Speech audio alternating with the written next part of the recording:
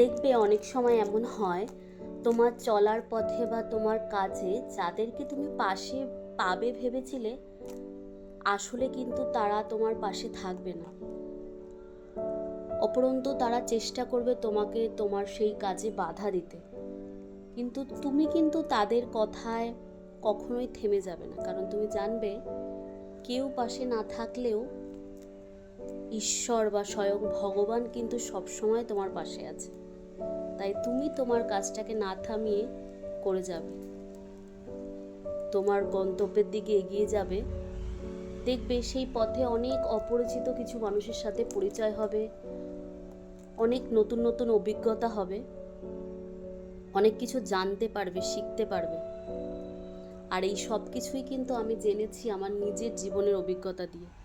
যে মানুষগুলো আমার কাজে বাধা সৃষ্টি করেছিল তাদের কথায় কিন্তু আমি থেমে যাইনি, আমি আমার কাজ করেই চলেছি।